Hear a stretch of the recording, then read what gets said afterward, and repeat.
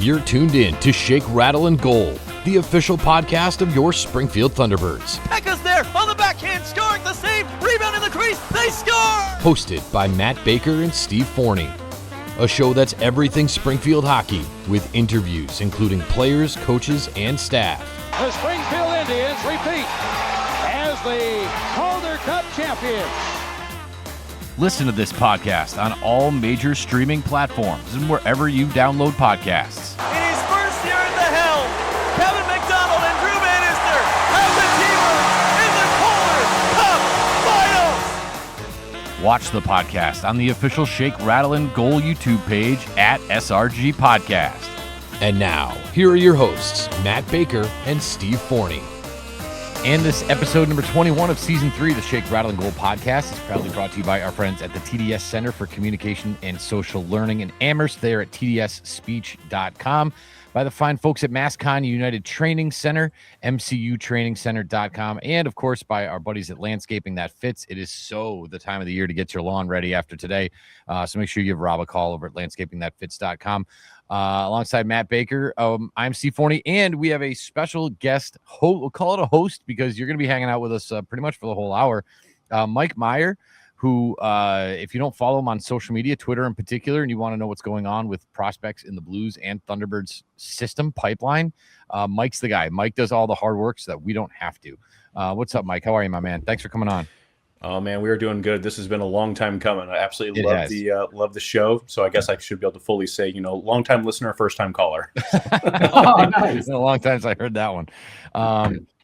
So Mike, first of all, why don't you just talk a little bit about like yourself, what you do, sort of maybe how you got into all this. And again, how many leagues you're following? Like you are all over the place. You were really all over the map.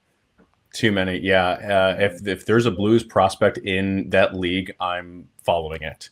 So count however many across the entire world. It's tough. I'm learning more and more about each and every single league, each and every single day. So it's fun. I'm trying to be able to find new and easier ways to follow them. Apps and social media are a wonderful thing and a wonderful tool here now, but my phone blows up constantly, just constantly.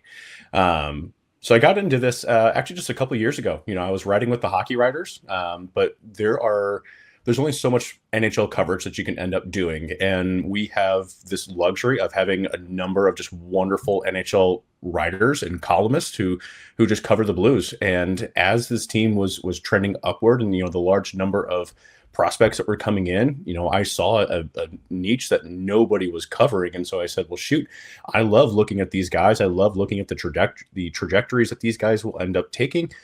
Take the example here of Zach Dean, the things that this guy's had to be able to overcome before he can really even be able to make it to the pros. I mean, these are stories that you want to be able to see. And I just love being able to see the footsteps, be able to just watch these guys go to the big show. So I figured I would be able to start covering it. And turns out this is absolutely a field that a lot of people in St. Louis want to be able to read about it, and just across the world, apparently, whoever Blues fans are, Springfield Thunderbirds fans here are, and I'm just the guy who's happy enough to be able to just provide it. Well, I'm happy about that because, this is Boston Bruins country, and the Bruins have like 45 beat writers, and they have every time there's a game, I get my entire Twitter feed is the exact same clip reshared by the same 14 guys. And I'm like, where is the St. Louis equivalent sort of to that? And you are the best resource I've come up with so far for that stuff. So when we talk about you covering leagues, like if there's a prospect who's playing in, the Swiss league, are you watching those games live? Are you watching box scores? Do you have certain people or places you get highlights from? Like, what is your process like? Yes and no. I have been very fortunate to be able to come across a resource with like a group of guys that we actually share a large database and have access here to all of this. And so that's where I'm able to come across actual stats, like for the AHL, where they can be able to see, hey, Pekarchik played 1237 here tonight. Like, where else are you going to be able to find that information? However many hits, plus minus, like those little basic stats are available, but be able to find those in-depth ones, like those are not available. And so I was very, very blessed to be able to just come across this group. And I said, hey, can I be able to join up? Because this can be able to just make my coverage so much better. And they're very happy to have me. So I have the luxury of being able to hop in, watch pre-record or watch, the essentially DVR here of it. I can watch just the player shifts. I can be able to just choose. I mean, I have a wide range of what I can be able to end up choosing. And so it just makes my watching just that much easier. But again, social media makes it that much easier here as well. And so, Twitter notifications, so that I don't have to be able to stay as up to date. And Twitter will just notify me here, hey, Luve Herenstam is up for 3 different awards here right now. And I said, oh, shoot. Okay, well, that's good to know. So, I knew that this kid was doing a really, really good job here in the second league, Swedish league. But, to be able to just get that up to the minute notifications of people scoring of huge saves or whatever that it's going to end up being, that just makes my coverage all the much easier. Yeah, because I was going to say, it's not like hockey's tough to follow all the prospects. It's not like they're, hey, once you get drafted, you're here, or you're like, so are you just waiting? Do you have your eyes right now on, juniors and even NCAAs to some extent of potential, or are you just waiting? I'm going to let the Blues make their decisions and then you get into the covering the players? There's a couple of guys that I have started to follow who are going to be in this coming draft class. And, the biggest problem is because, especially with the Blues, that they were at one point in time pegged to get, Gavin McKenna, Ivar Stenbark, the top 3 pick. And then all of a sudden now we're looking at potentially a 5, 6, 7 pick, or, maybe even a top 10 by the time that this ends up going through. And so while this helps my prospect knowledge of gaining information here on all of these guys who are within the top 10, you don't want to, just throw your paper up and say, well, shoot, there goes 3 months worth of research here on a guy that's not even going to be in our system. So, I try to be able to do as, I don't say bare bones, but at least enough coverage so that I am at least knowledgeable of them. But on a month-by-month basis, I'm starting to be able to put out, draft 2.0, 3.0 here is coming up as far as where the Blues could be lining up. And these are the prospects that we could be looking here that could be drafted into this next draft class. I mean, I always say I tell my students all the time, you're better off knowing a little bit about a lot of things than a lot about one thing. And so even like you said, just because these guys are all over the world. And so just to be able to, somebody asks you about somebody, you can give them a 2.5 minute synopsis. Like that's better than, I thought his name was Love. What's his first name? How do you say it? Luve. I thought it was Love too. I thought it was Love too. All right. I had to run that through different pronunciations and, even check with AI, like how would you pronounce this? He's from this country. How would they pronounce, and so everything that I've come across was Luve. And even hearing some broadcasters pronounce it Luve. All right, there we go. That's helpful information. So, go ahead, Matt. Go ahead, Steve. I was gonna change the subject a little bit. So if you want to stay, I was so about Luve. You don't project him to be in Springfield next year. You're not thinking? No, I got to take a look here. He's one guy who I haven't been able to find his contract here right now. I'm trying to put some feelers out because sometimes that international information is not as readily available. If it is readily available, I haven't found the source here for it just as of yet. So I believe he's going to be under contract more than likely for at least the next season or two. And so I would love for him to be able to come across the pond, but I don't foresee him coming across for probably at least another season or two. Okay. I had him. I was kind of penciling in. I mean, I don't really start doing too much.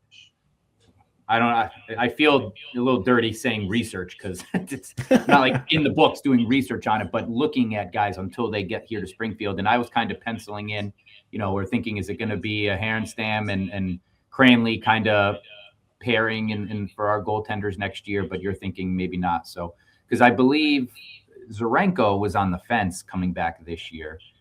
Romanov was an emergency pickup after Ellis had left. And I know Romanov's on a 1-year deal, so I'm just anticipating, love me some Vadim Zarenko, but eventually you kind of just you move on or you head back home, and I think that's where his head is at. And so I'm like, all right, well, what's this going to look like next year? So still big question marks there. Then you think for the Thunderbirds still big Blues? Yeah, still big question marks here right now. I don't foresee it, but sometimes money talks. He can probably get bought out here of his contract. The Blues can be very convincing, and they've got Alexander Steen now here at the helm, and so we'll end up seeing to see if he can be able to pull off some Swedish magic. I guess well, we are on that topic. I know we got a goalie in, I believe it was the Justin Falk trade. Yeah. Goalie in the prospects. So maybe Matt, I haven't looked into him, and I don't put Mike on the spot with that one, but it could be him. I mean, he could be ready for the AHL next year. I don't know, but it's definitely something there to keep our eye on as to what his status and situation is, and if he's any good. Marcus Gidlove, and again, yeah. he's a goalie prospect, so. I don't know much about him. He just came over last week in that trade. So, Mike, I'm under the impression, obviously, that you are a sort of big time Blues fan, and so I wonder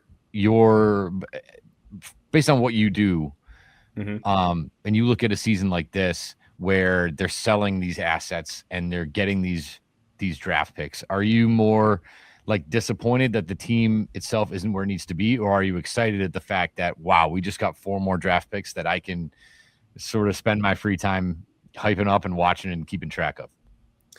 This is where, I think a lot of people in St. Louis were projecting this team to at least be in wild card contention. That's where I had them. I figured that, that they could even potentially run the board here, and make their way even into a top 3 spot here in the Central Division. Now, I don't think anybody expected necessarily, Minnesota to double down and get Quinn Hughes and be as good as they are. We figured Colorado was going to be good, but maybe not as good because they're a little top heavy.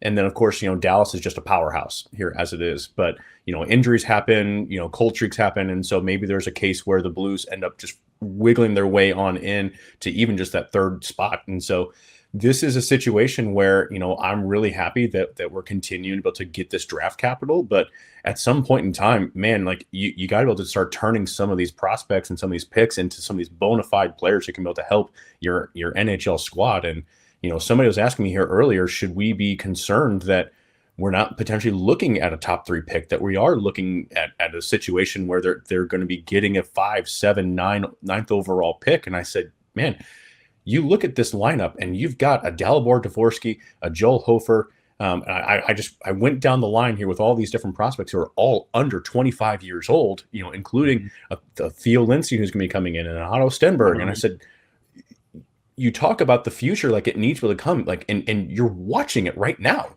That's the thing, you have this future that's right here before your eyes. And yeah, they may not be contenders here right now, but you're just watching this growth and this combustion just happen with all these players. And so I love what we're seeing here in front of us, and I'm loving even more what we're seeing, especially now in the Steve Ott era, of this team that just turned itself around, and we're seeing just this real growth and development. Again, I'm loving the fact that we've got these extra prospects because it helps keep me going. And it's actually good, that we're going to be adding 3 first-round draft picks. So this should be, really good content here for me. But I just, again, for the sake of like the actual Blues themselves, we need to start actually churning some of this stuff to be able to start getting some more postseason appearances and playoff wins.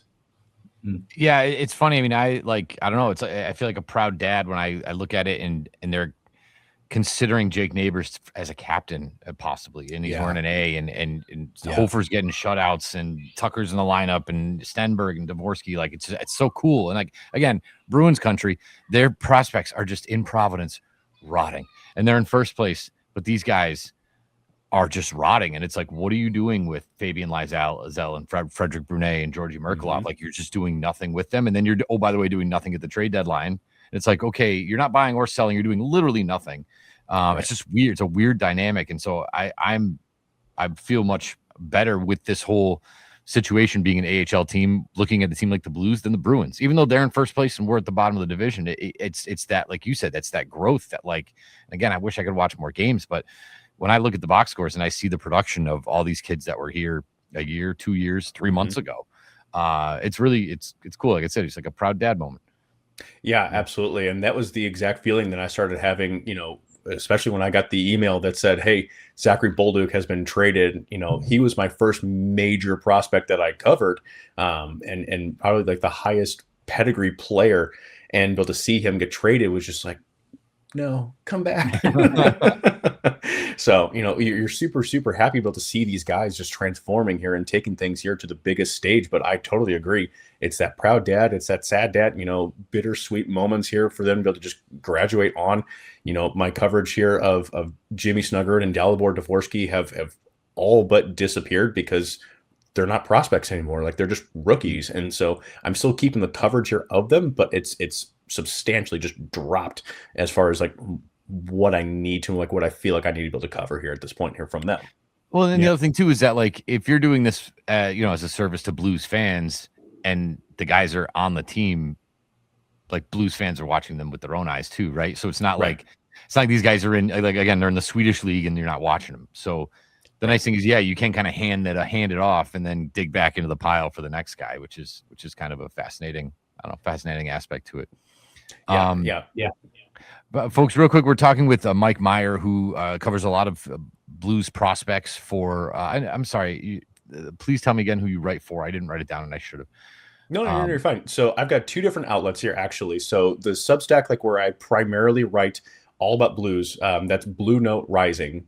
And then from there, if you are interested in Blues coverage, I'll do a weekly prospect report. It's just like a 10,000-foot overview here of them, and then primarily cover just the actual NHL squad. That's STL Sports Central, where we cover the Blues and pretty much anything, all with what's going on here in St. Louis sports.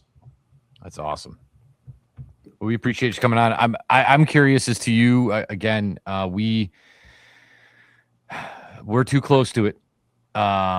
Your thoughts on what you've seen so far from the Springfield Thunderbirds on the whole. And I will mention, I know you mentioned Zach Dean. Dean did get hurt in the Pink in the Rink game and then did not come out for the jersey auction. So that's not good there. So, but on the whole, what is an outsider thinking of what they're seeing here in Springfield? So not just my perspective, but I know, several people who are around St. Louis was really concerned at the beginning here of the season as far as what in the world is going on with these players, because, a lot of these guys were coming over either from overseas. In the case here, of Otto Stenberg and Theo Lindstein, some of these guys were coming up here from juniors, and these were not like just shy players. These were guys who were capable of putting up some offense or blocking some shots or, putting up some wins here on the board. And they could not figure it out. And I said, listen, I'm as lost as you are here about this, because by all accounts, what's on paper does not match what's going on here on the ice. And the same thing was going on with the NHL squad. So, was it a system thing? Was it a Jim Montgomery effect? Was it like, we could not figure out what was going on. Now that you've got the Steve Ott effect going on, the new sheriff's in town, and, and I love what he has done. Case in point that you've seen Theo Lindstein really turn things around, because, his stat sheet right now, I think it's a -24. But in, I believe, the 18 or so games that Theo's played underneath of Steve Ott, he's an even rating, and he's about a half a point per game. So he's really turned things here around. And so I think there's a lot of people who will just simply just look at the stat sheet. And that's where I try to really come in and say, guys, this is a tale of two different seasons. Because underneath of Connell Walchuk, it's not that he was a bad coach, but I don't think that he was right for this system. I don't think that he was right for this group of players. Again, it's no offense here to him. It just wasn't a good marriage here between the two. Ott's coming in. He's got the NHL experience. He's got the AHL experience. He's got the proven track record here as a player, and now he's trying to turn things around here as a coach. And I think that there's a lot of positive signs that we're starting to see here from him. If they're losing games, which there's been some, but there hasn't been nearly to the same extent, you're seeing these guys battle here to the very end. They're actually generating shots on goal instead of seeing the stat sheet and you said, holy smokes, he stopped 40 saves here again. You'll still see that here every now and then, but it's few and far between here right now here from this team. And so I think that the overall vibes here surrounding the Thunderbirds is that it's positive that you're seeing this turnaround, but it's going to be something that you're going to see trickling more into the offseason and into next season to see how does that fully work for them, as opposed to, what was the beginning of the season to roughly, Christmas, early January like. Yeah. I'm glad you're saying that. And because Steve said, like, we're so close to it, we're in it. And we were, dumbfounded. And for me, it's not like this team was a playoff team last year. Connor Walchuk every season as a head coach at whatever level had his team in the playoffs. So expectations were so high. And I don't know. Do you think the Colton Ellis getting picked up on waivers shocked the system, so to speak? How much did he carry the team last year and hid mistakes, scheme, coaching style, whatever it may be, and then that this year that sort of backstop wasn't there, no pun intended, but kind of. Because we're sitting here the same, and the way the season started, it could not have gone worse. Right. So I'm actually going to flip the script here because I don't remember which one of the two here of you said this, but you guys both nailed this here on the head a couple of months ago. And you guys said, I think that this actually dates back to like Malcolm Subban, and that, the Springfield Thunderbirds were the ones who were just relying on their goaltenders here year after year after year after year. And they're just okay with putting up and just letting up 40 shots here against on a nightly basis. And so I'm going to credit you guys here for saying this because, again, this dates way back here to Colton Ellis, and it goes even further back here, in my opinion. And so now that you've got somebody, and again, it's no offense here to Connell Walchuk, Drew Bannister, anybody else who was in the system, but this minor league team needed a shock. And that's what I think Steve Ott here has really done. When they lost Colton Ellis, again, you're losing an NHL caliber goaltender. You just are. And so when you're losing these NHL caliber goaltenders, you now are saying, okay, well, shoot, we can't let up this many shots because we're just going to get blown up here on a nightly basis. And so that's forced them to become a little bit tighter. And I just don't know if the coaching scheme was tight enough to be able to suppress all those different shots. They weren't coaching the defense the right way. They weren't making the adjustments. Steve, you were texting me here several different times and you're like, dude, like they're not changing anything. It's just the same thing game after game after game. And, even in game, it's like, okay, well, just keep going out doing the same thing. Well, why? They've put up 3 goals here in the first 10 minutes. Why shouldn't we change something up? And so this is where, again, you have a coach who is okay with making changes, changing up the lineups and saying, hey, we got to be able to pinch over here. We got to be able to make this adjustment and this, and he's okay with making these changes here on the fly. And I think that's what the Springfield Thunderbirds have been missing. Unfortunately, they're too far down the standings here right now because they should be a lot further up. And they're fighting for their lives here right now. And unfortunately, it's going to be without, I'm sorry to be able to if we're breaking the news, but with Otto Stenberg and Theo Lindstein that you guys are going to be here without. So we're hoping that we're going to get them. But I was kind of surprised because I think that they're a lot more needed in this playoff push than what they are here at the NHL level at this current point. Yeah. And one of the things that's kind of tricky about it, too, is that, like, we've been talking, and Matt has been much better. If somebody said something smart, it was probably Matt, not me. But we've been talking about the veteran maximum. You can only have so many veterans on the team addressed every night, and then they call up 2 of our guys, and neither one of them are the veterans. And it's like, okay, well, we still have this veteran issue. Right? What the hell are we? What are we going to address here? Like, how are we going to make this work? So I'm curious to see what these lineups look like over the course. Like we talked about it last week. Luckily, on defense, they had the ability to rest, give Loof a night off, then give Rosen a night off, then give Bushinger a night off. Now, I think roster-wise, it's just going to be a little bit tighter. And if Dean's out, it's going to be a little bit tighter to put together a real roster without having to dip into, the ECHL or wherever it is they're going to get some talent. Trade deadline could still come up, but I don't think they're going to make a ton of moves based on where they are. So maybe that future consideration from Sam Bitten, maybe we can get him dressed at some point. Throw him in there. I don't know what that deal is there, but you guys aren't too terribly far out, which is hard to say because, against Iowa, it should have been 2 wins. It should have been 4 points at the very least over the weekend. And the fact that it wasn't, is extremely concerning. It's extremely, it's a huge blow to the morale, and I think Ott's going to more than likely, and I hope have these guys ready to be able to go. Here coming up against another 3-game slate this coming week. Yeah. Real quick, man, I want you to let you get in there, but me and Matt were texting each other. I was at the game Matt was watching.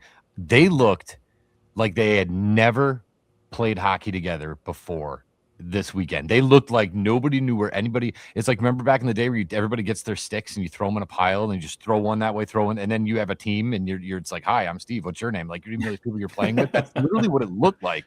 And I was found that concerning because I'm like, it's not like it's Bordelot and Akil Thomas and Julian Gauthier. It was like, Pekka and Wagner. It's like, guys, like, like McGang, like, what are you missing here? You guys have been together for so long, and they just look so discombobulated. It was like, what am I watching? Like, this is like art. Like, it was weird. Yeah.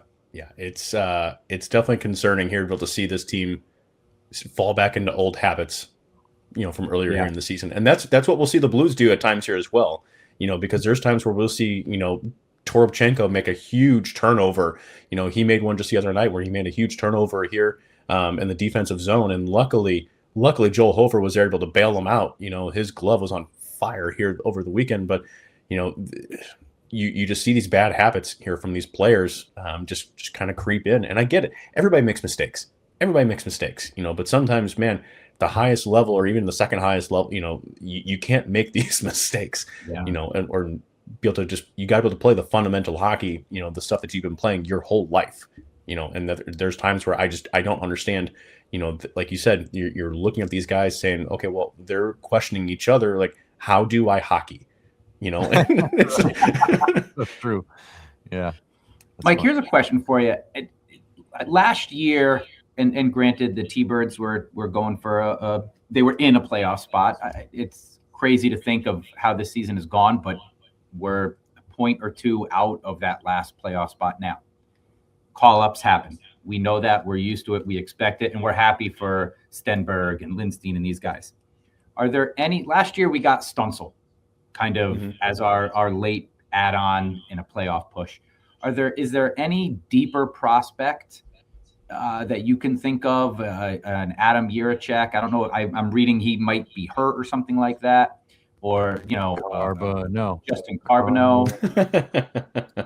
Is there anybody that the Thunderbirds can expect to see as sort of just a late season, I don't want to say an ECHL call-up, but a legit Blues prospect that is primed to be a top 6 forward for the Thunderbirds in the near future?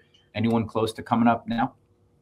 See, and that's really tough to say because there's a lot of guys that you have that, yes, that they are here under contract, but a lot of these guys are going to be making and hopefully long playoff pushes. You could be able to see a Lucas Fisher here again. I know that his time that was, that this brief little stint that he had wasn't overly impressive, but, he's made the change here over to the Sioux Greyhounds and, he's playing alongside Chase Reed. And I think that he's really progressed a lot here as a prospect and a lot as a defenseman. So he could be a guy who I could see getting another quick taste here of it. And again, it's tough here for forwards because you've got a number of them who are mostly already the guys who are under contract are currently already playing for the Thunderbirds, and a lot of these guys who aren't, they're probably going to be making these long pushes. Again, like Justin Carbonneau is a player who I could see winning the Q, and pushing here even further, able to just win the entire thing. And I think that's why he chose not to go the NCAA route before the start of the season, that he chose to go back to the Q.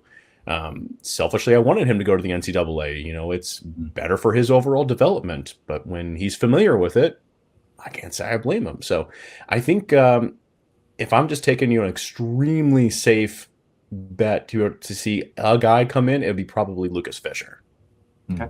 Interesting. I do remember that name, seeing him a little bit last year. Yeah. I have a question that I don't think there's actually a right answer to, but I'm always a proponent. Like, if I'm going to rank leagues for 18, 19, 20-year-old kids before they get to us, in terms of how is that league getting this player ready for AHL big boy hockey? number one for me is any European league where you're playing against grown-ass adults, because I think that's huge. Number two would probably, I guess, be the NCAA. And then after that is where I put a lot of the Canadian juniors. My examples are, your Marcus Silvegaard and Johannesson and that whole crew that came over from Sweden. Do you have a particular place where you like to see or an inflated number for a guy in the Canadian juniors compared to a guy who's playing against 30-year-olds in Switzerland? Is it tough to judge the two of them or even compare the two of them based on the competition, their teammates, etc.? Yeah, that's where it does get tough, be able to look at these guys and be able to say, okay, so they're over in Russia. Okay, so where in Russia are they playing? They're over in Sweden. Where in Sweden? Okay, are they getting top 6? Are they getting bottoms? What does their deployment actually look like? That's a huge mile marker here for me, just right off the bat. And so that's where I'll use the example here of Matvei Kuroki. He's a 20-year-old. We got him in the 7th round, and if you're following anything here on Twitter, you're probably going to see Kuroki highlights like crazy that I'm posting.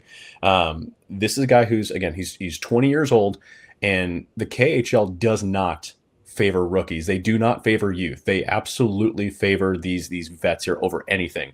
And this is a guy who is playing top 6 minutes at the center position at 20 years old. So awesome. To me, those are large green lights here for him. And the fact that he's spouting off very positive face-off numbers, he's spouting off very positive, numbers of shots out here on goal. It's easy to look at those and to say, okay, well, this is a guy. This is absolutely a guy who we should be looking at. And very fortunate enough, again, that I've got access here to some of this different information. But that's where, you want to look here then at the NCAA.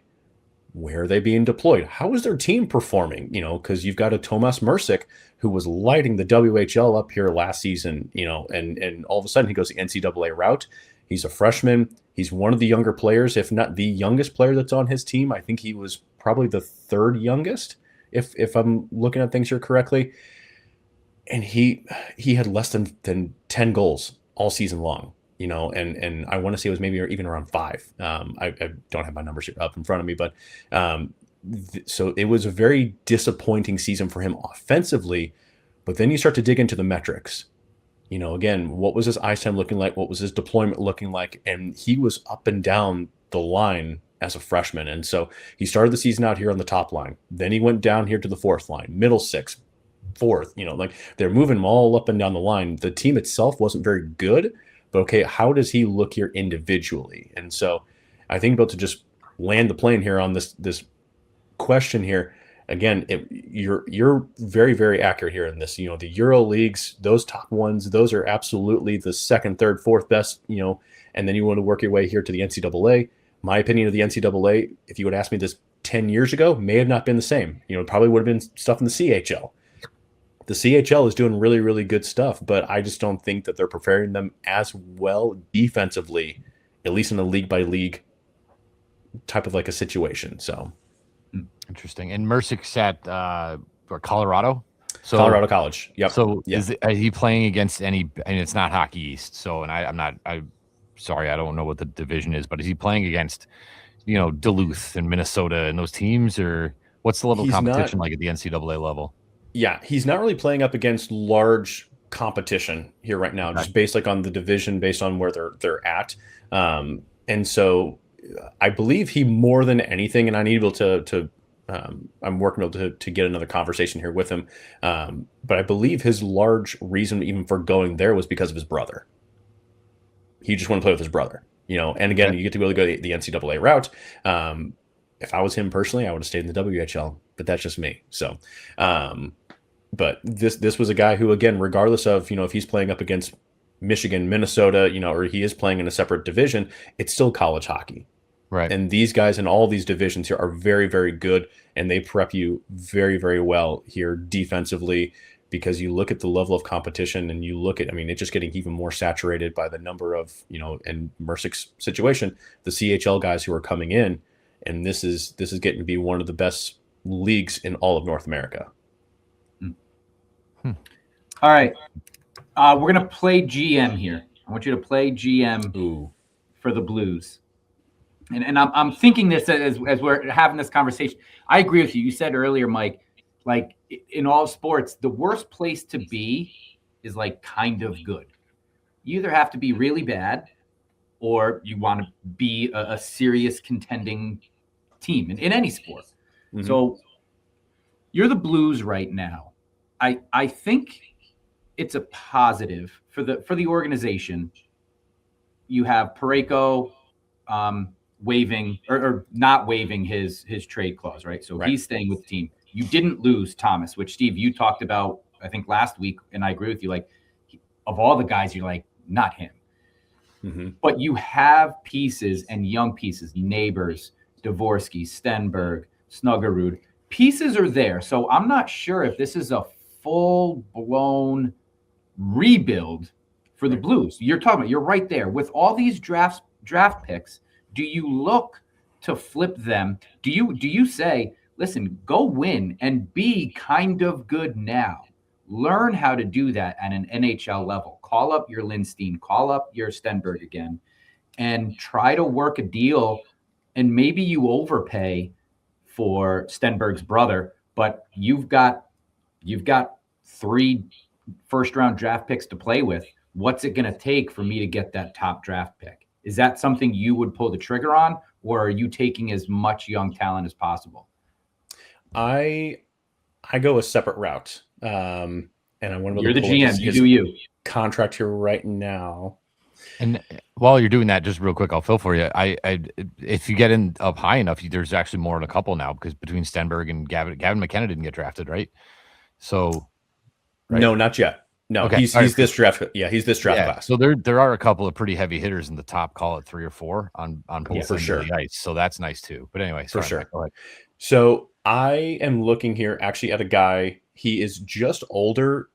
Doug Armstrong here was saying that, he was looking for guys who are around 23, 25, able to just fit this mold here with these guys. I may be trying to take 1, 2, here, like of my maybe middle tier here or so, and even 1, maybe 2 of my first round draft picks right now. And I ring up the Ottawa Senators. Brady Tkachuk. That's what I would do. That's who I'm interested in, because I believe Brady Tkachuk is talking about, does he stay or not? Because right now they need a decision. He's coming up here at the end of 27-28 is his final year in his contract. And I know every single Senators fan is going to say, he's never leaving. He's never leaving. Okay, listen, I'm sorry, but Matthew Tkachuk, you thought the same thing, and he's in Florida here now. And with the salary cap is projected, I don't know if you've seen this here online, the salary cap is rumored over the next 3 seasons to be going up like $30 million. Wow. Now, that's not to say that Tom Stillman with the Blues, who's the owner, is going to be interested in spending up to the cap, but I'm sure is more interested in spending up to the cap if I can get myself a Brady Tkachuk. Right. So that's where I try to start then saying, listen, I got a whole cupboard of picks, prospects, players. What do you want for Brady Tkachuk? That's me, because they've got some good stuff that's going on, but they need to turn some things around, and the Blues have all of the draft capital and the prospects and this that are coming up to be able to say, hey, you want some life here into your entire system? I need some life here into my NHL squad, and I want a Tkachuk. There you go. The life of an AHL fan, though, that's so hard to hear, because as an AHL fan, no, take all the draft kids you want. Let them play in Springfield. Sure, absolutely. I'll take my kids to meet whoever you want. Absolutely. And then take Brady Tkachuk. There you go. But that's a good call. Good call. It's great, and the Bruins fans want them to do that too. Just call them up and throw everything at them as possibly can. I know the St. Louis loves their Tkachuks, so for sure. And I'll tell you what, if Canada loses Gretzky and the Tkachuks and I don't know, Austin Matthews, Austin Matthews here soon enough, maybe McDavid. Oh my goodness, Canada's having a rough go of it here. They've already lost Quinn Hughes, so that's right, they did. My goodness. So we're talking with Mike Meyer. He writes a Blue Note Rising. What I'll tell you is, if you're not on Twitter, Matt, I highly recommend going on and following Mike, because my timeline is just highlights of all these kids that we're talking about at different schools, different colleges, overseas, inside information. I mean, the only thing I knew about Dalibor Dvorsky was from you. So, when these guys are coming up, and when I look back on it, I'm like, oh yeah, like all the Jimmy Snuggerud highlights on my Twitter feed were from Mike. So this is the guy who's sharing his assets, his his research. He's sharing it with us.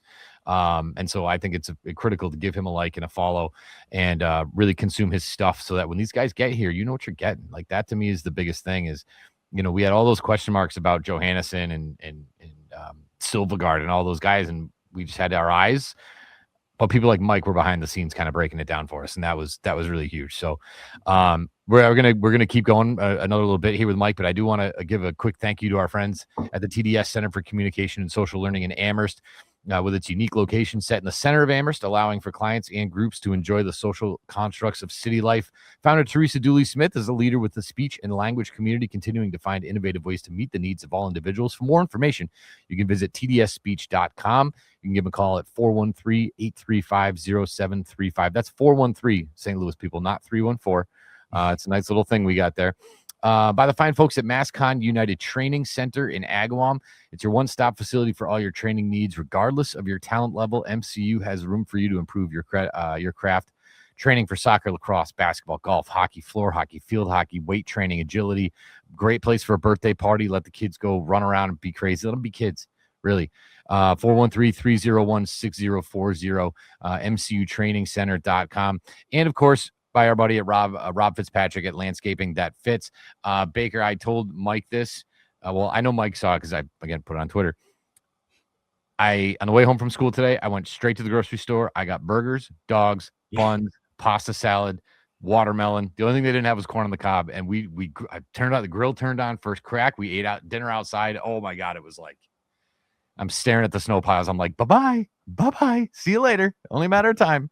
And when it does, the grass that I can see is still green from the work that Rob did for me at my house on my lawn last season. And he'll be back at the Forney compound. So if you go to landscapingthatfits.com, you use the promo code SRG10.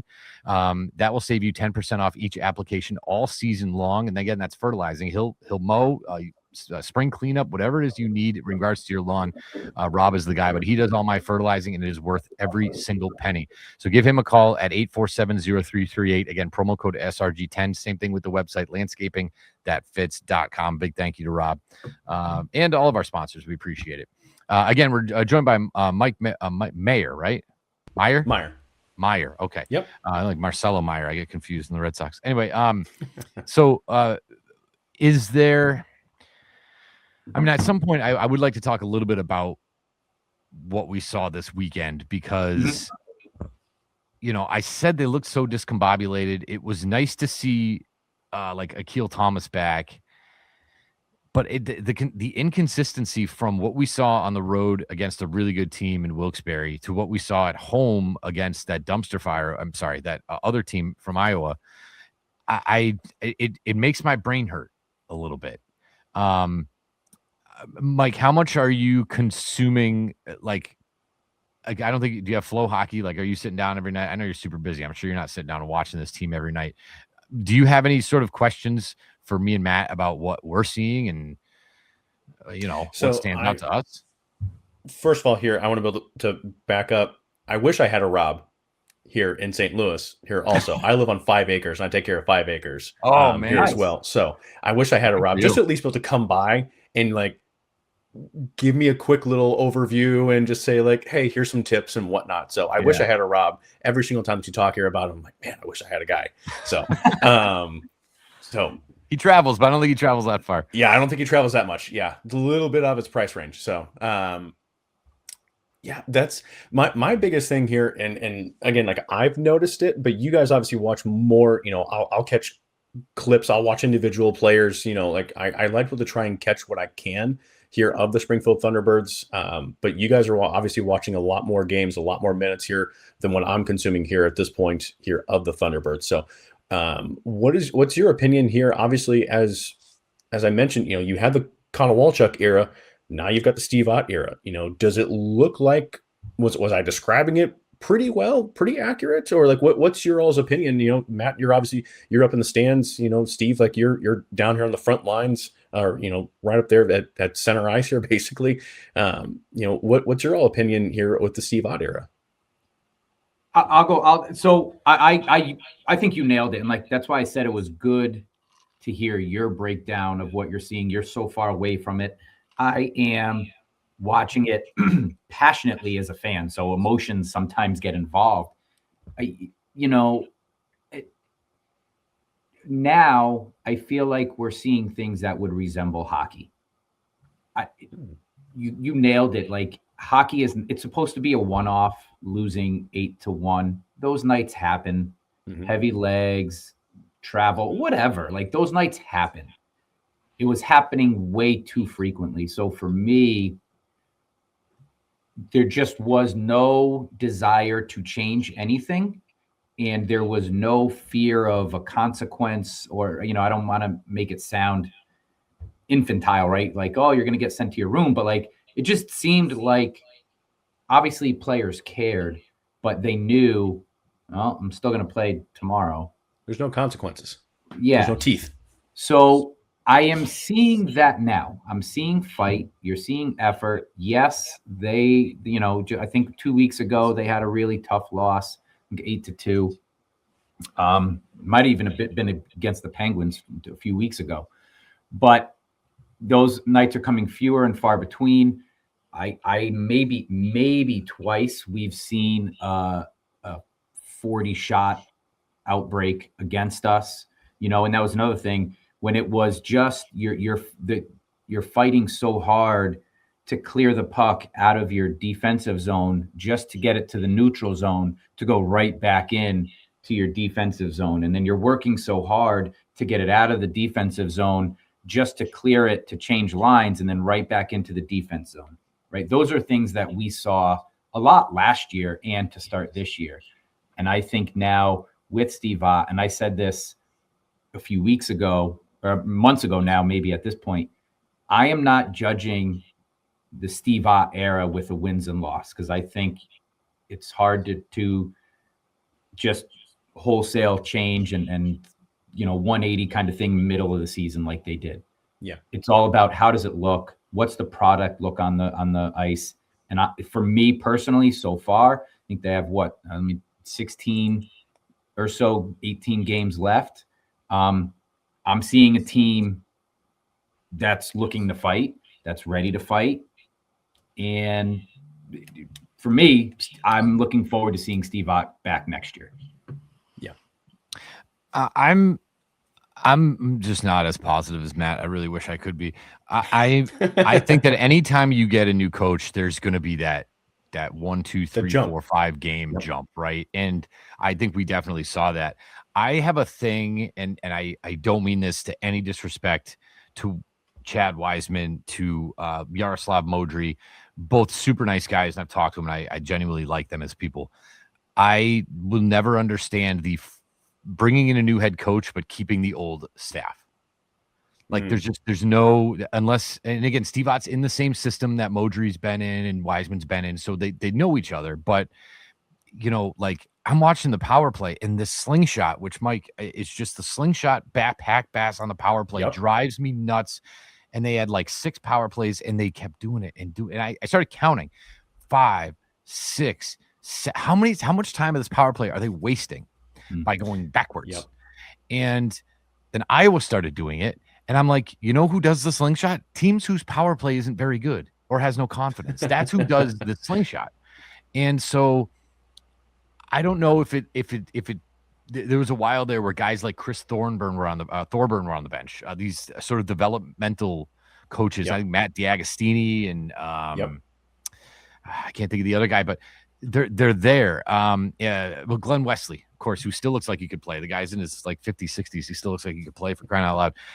What are they? How are they helping not only Steve Ott get used to this, but the staff as a whole? Because I like I said, I'm still seeing that same beating your head against the wall, doing the same thing that's not working. And so, is that it's not just the coaching staff. I mean, I teach 17, 18, 19-year-olds kids. And so these kids are 20, 21, 22. And so I get it. Once they learn how to lose, it's tough to turn them around to learn how to win, right? Yeah. And so it's not just on the coaching staff, but there is that little bit of, why is this the same thing that I saw in November under a different administration? And so there is still that I'm trying to wrap my head around, because I mean, again, it's the same thing it was back then. You win 3 in a row, and then in comes a team that's super beatable and you lose. It happened last year with Bridgeport. We couldn't beat Bridgeport. They were historically bad. We couldn't beat them. Why? They had 10 wins, like 6 of them were against us. Like, why? So there is still that element of it too that leaves me scratching my head. Like, what am I missing? What are they missing? Why is there that disconnect? And so I think Iowa was a great example of it. Like I said, they just looked discombobulated. They looked like they didn't know what they were doing. And that's frustrating in March, Yeah. Yeah. And I agree. And that's where, you hope that, a guy like Steve Ott can make sure that he's putting all in like the proper adjustments here into place. And again, I get it. Not everybody's going to have the change that they can be able to have every single game, every single period, every single shift. And again, like I get it. You're going to have your bad weekends. The coaching staff is not going to be as on it here as what you would hope to be. As a veteran here, like as Steve Ott is, he's still brand new at this coaching thing, and especially being a head coach. So I think there's a little bit of grace that belongs here to him and is earned here for him at this point in time. But at some point in time, he's going to kind of run out of that, and you got to start looking at these different things. And again, he's got, I think it was like 16, 18 games, here still left, and there's still plenty of time for them to be able to secure that spot, but they're going to need some help here across the league and across the division here, especially, for them to be able to secure that postseason spot. Yeah. If I can, Steve, I just want to comment, and I agree with you, but I'll push back a little bit and I think as a Giants fan in football, right? I remember as the Eli Manning era was ending, and fans were like, get rid of him, get rid of him. And I'm like, okay, who are you bringing in? For who? Right. So there's, I agree with you. I think next year, I think Steve Ott has earned the right to get a full offseason and have a fresh start with this team. And I think at that point, I expect to see, maybe not a lot, but I think there will be big changes for this team. A few years ago, when they didn't make the playoffs, there was like, fire everybody, right? And that's when you brought in Marcus Silvergard and Will Bitton left. I think we're going to see players who have been mainstays for the last few seasons here. I think we're going to see some new faces. And I think that's when Steve Ott will be able to put together his coaching staff. I agree with you. Why not Wiseman and Modry? But my question, well, then who is coming in? Who's leaving their team to come in midseason? So, like, I think that element, I think that's why.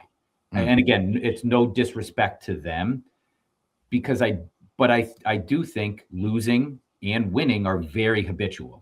And right now, this team just got into losing habits and were saved from stellar goaltending. And so when and no slight to Vadim Zarenko and Georgi Romanov and Will Cranley, who I think has earned his roster spot moving forward as well here in the AHL, they're not at that NHL level that a Colton Ellis or Joel Hofer or a Charlie Lindgren were. So a lot of those warts shine through and losing habits prevail. I'm hopeful with a fresh offseason. I like the energy Steve Ott has interjected into the team, into the crowd. And I would expect big changes. Maybe not a whole lot, but the changes that are made are big. And well, real quick, and that's what the Bruins' problem was when they got let go of Monty. They promoted Joe Sacco, and it was a hot mess. It was like when Drew Bannister got called up, it was Dan Tkachuk, and it was a hot mess. So I'm with you. You never fire the guy unless you got the next guy ready to go, for sure. So I agree with you there, no doubt. Mike, I know you got to get out of here. Any last words, thoughts, self-promotion, whatever you need, have at it. Floor is yours.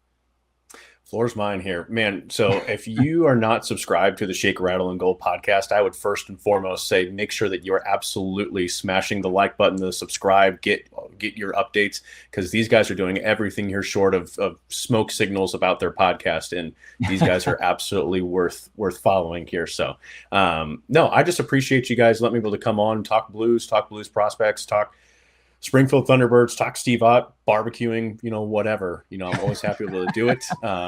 And this was a real treat. Yeah, this was great. We got to do it again too. We've literally been talking about it for like a year. Yeah.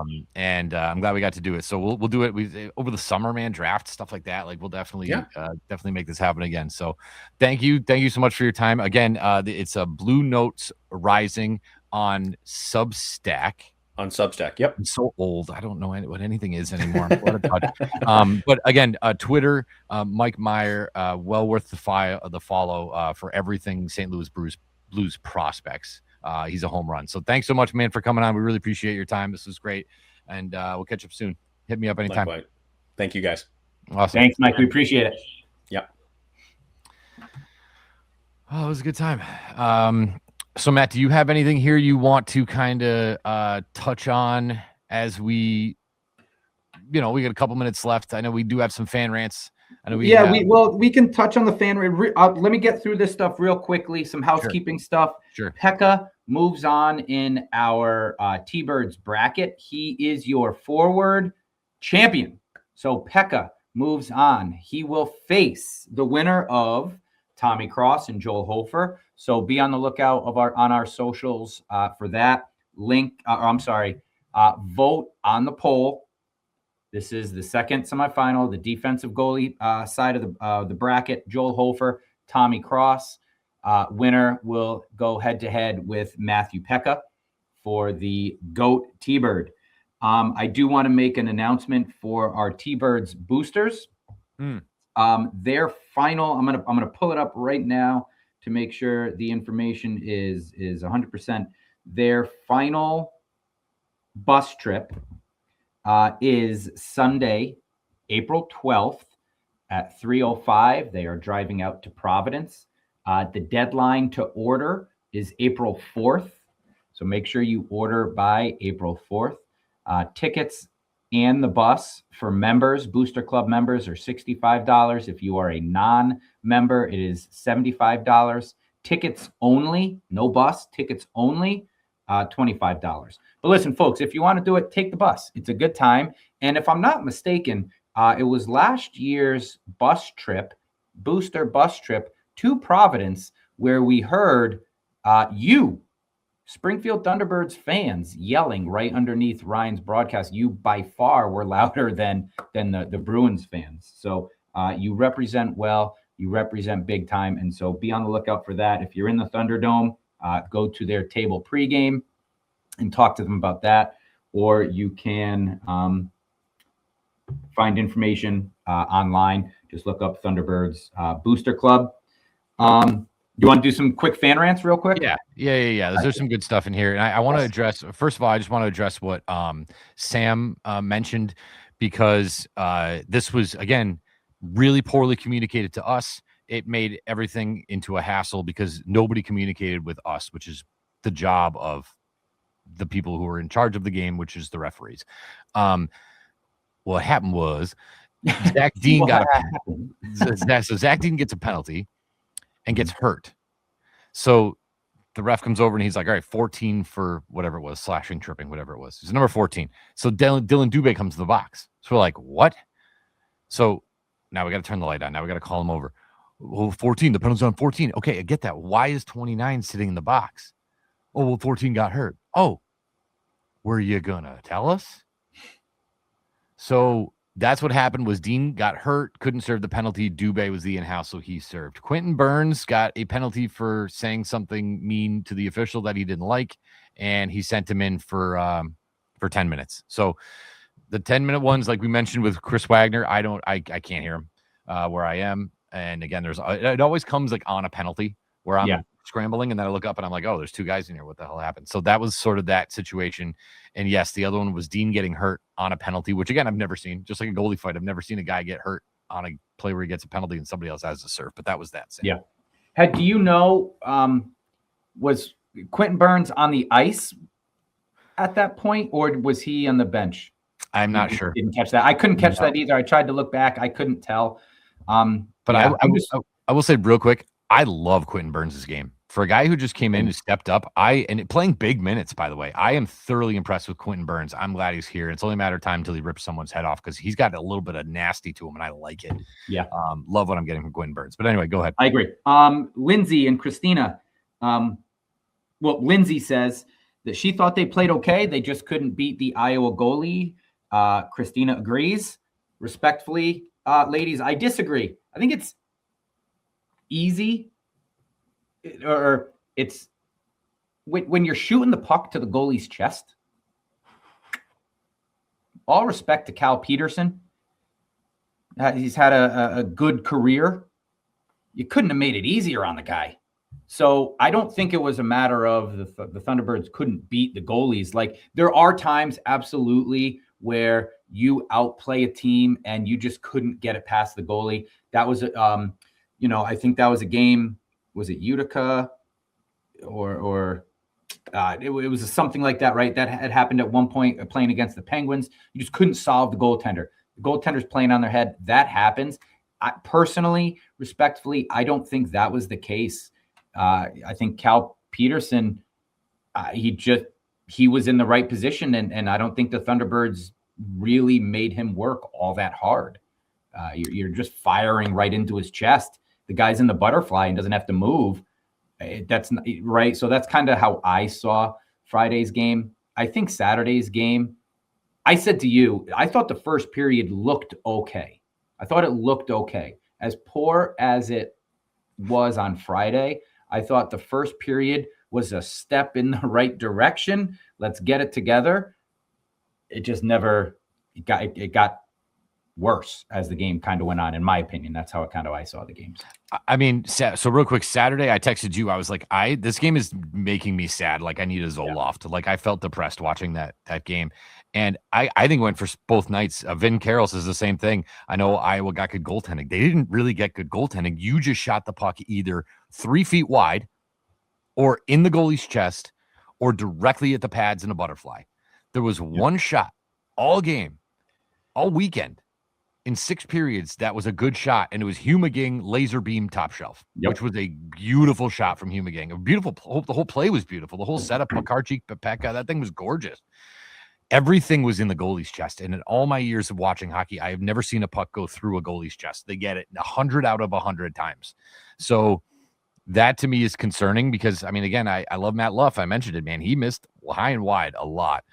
I'm seeing so much. I saw so much of that this weekend, just completely missing the net or putting it directly in the chest. And again, if you're going to miss, I always say miss low, hit a leg, get rebounds, cause a little chaos. There was really none of that. When you put it right in the goalie's chest, they're going to eat it and take a whistle. And so there is no rebound. There is no nothing else. So I didn't think the goaltending was that great. I thought that the shooting was worse than the goaltending. If you brought down, secondly, if you brought down like an alien and you said, watch this game, one of these teams is the worst team in the league, which one is it? I don't think they would have chose Iowa based on the way that the teams played in that game. So I don't think Iowa was very good, but I don't think it reminded me of when we played Bridgeport last year. You know they're not good, and the record is terrible. Why can't you beat them? I just gave me such last year Bridgeport vibes watching them play this team. So does it? I know my answer. I'm curious yours. Does it make it worse with how they played Wednesday against a top 5 team in the entire AHL? No, 1,000%. Same. Yeah. Yep. I mean, if you go out and if you lose 7-2 to Wilkes-Barre, I'm like, and then you lose those two, I'm like, okay, well, this is who they are. Yeah. When you play the way as well as they did for 60 minutes against Wilkes-Barre, and then you come out and lay a 6-period dud, like, with your goaltending, like, it wasn't like they just got the door blown off in the first 5 minutes and you couldn't come back. Like, Z and Cranley played phenomenal. Those were 2 stellar performances that were more than deserving of wins. And sorry, real quick. Tom Courtney says, "What sport were they playing over the weekend?" I was going to read that one. Sorry. Good question. Pond hockey. That's a good one. Yeah. Again, And it's John, like where they all stick the sticks in the middle and then they all break out teams and you're like, hi, I'm Mike, what's your name? Like, that's what it looked like. Look, these guys never played together before. yep. And then John, the season is like Superman roller coaster at Six Flags New England. Listen, Thunderbirds and Wonderbirds, baby. The highs and the lows. It's Listen, next year, you could still make a playoff push. They absolutely can. There's sure 2 points. I'm going to pull it up right now as we are talking Monday night. They're 3 points out. 3 points out from Lehigh Valley. 16 games remaining. And actually, if you look at their upcoming schedule. Sorry, real quick. What's the games played between Lehigh Valley and Springfield? Do they play the same amount? Or do we have games in hand? Do they have games in hand? I just got off that. Same. They both have 16 games remaining. Perfect. So, but I was looking at the schedule with Tyler. It's a very favorable schedule, kind of to end the season. Like it's all within your grasp. You'd have some tough games against Laval coming up. You've got Providence.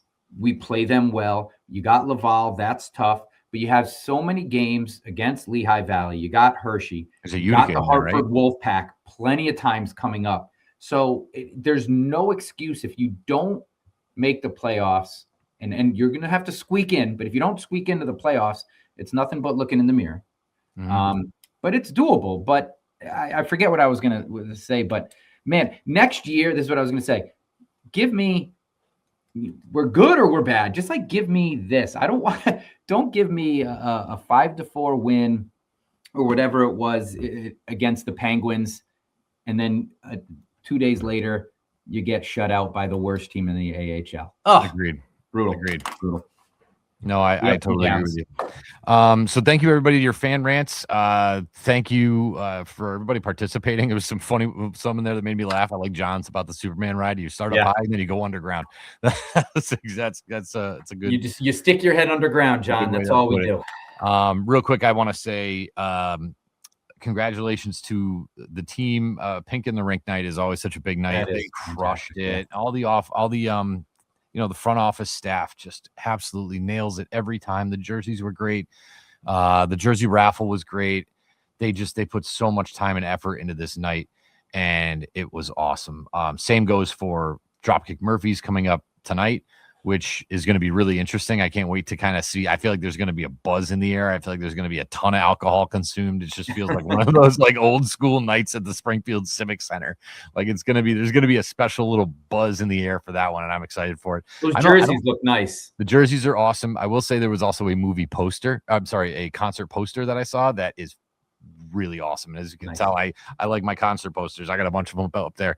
That it looks really cool. So this is going to be a fun one on Wednesday. I'll probably stick around for a song or two, but it is a Wednesday night. I'm going to have to get the hell out of there. So, but for those of you going and staying, have fun. It's going to be a blast. But just know that no matter what happens, these guys really do work their butts off to put something awesome for you, the fan, and they're crushing it. Yeah. So look, three big week games coming up. Providence, the Dropkick Murphys post-game concert. Then you are still at home against Utica, and then on Saturday, and then on Sunday, you're traveling over to Providence. So I think, this is another a broken record. This is a 4-point week. I think you got to beat Utica in between Providence, and I think you have to use a sellout crowd on a Wednesday. You have to feel that energy. You got to put the bad taste of these back-to-back losses in Iowa. You got to throw them away as quickly as you can. I'm confident Steve Ott can do that with the boys. So I really feel like Wednesday it's got to be a win. It's got to be points. At this point, if you're Springfield, I don't care if it's 2 points out of overtime. You got to get the win. I don't care if it comes in overtime or a shootout. You got to get the win. If Providence gets the point, I don't care. You're not catching them anyway. As far as Utica goes, again, that's got to be a win. If I'm not mistaken, that's Bordelot's former team, yeah? Mm-hmm, right? Sure is. So, let's see some fireworks there. And then you end the weekend in Providence, play hard. They do well there. I mean, they do well there. Right? And they do. So, I don't know if Coach Ott is going to use a more consistent rotation. I don't know if Wednesday is Merkeloff's night. You had Zarenko and Cranley go against Iowa. Does that mean Merkelov gets Wednesday? I don't know. I would expect Zarenko to play one of the two against Providence, again, just because he plays them so well. Give Cranley that Saturday game. I'm fine with that. But this has got to be a 4-point weekend. That's funny. That was gonna be my next question for you. And if it's me, I'm playing Zarenko in Providence because he does play well in Providence. And then however you do the other two, maybe you do give Cranley the Utica game and you go to Romanov for tonight's game. That's probably not a bad way to do it. But yeah, it 3 big games and 3 really good goalies. So at least guys that are playing really well together. We do want to say thank you to you all for listening, hanging on, being a part of the show. A huge thank you to Mike Meyer, who is just a pleasure. I mean, that guy's super freaking smart and like dedicated to what he does. And I don't even think people realize how much he and I text each other halfway across the country on a regular basis, because he's a good dude. And I'm glad we could get him on. And I love the idea of getting him back on when we get closer to the draft. So he's going to be doing the research, like I said, so we don't have to, which is nice. So huge thank you to him for coming on as well. Yes. And of course, sorry, our sponsors, TDS, Mascon United Training Center, Landscaping That Fits. Thank you guys all for being a part of this and supporting hockey here in Springfield. Absolutely. Thank you to the fans. Like, follow, subscribe. Check out Mike's Blue Note Rising, his work there. We don't forget, we've got our final semifinal. That's a weird way to say it, but we've got Hofer and Tommy Cross in our defense and goalie side of the bracket. Our final matchup will be Pekka and the winner of those two. We've got our T-Birds booster game. Deadline to register for that is April 4th. The game itself is April 12th in Providence. Hey, 3 big games. I need 4 points. We need 4 points. Let's go T-Birds.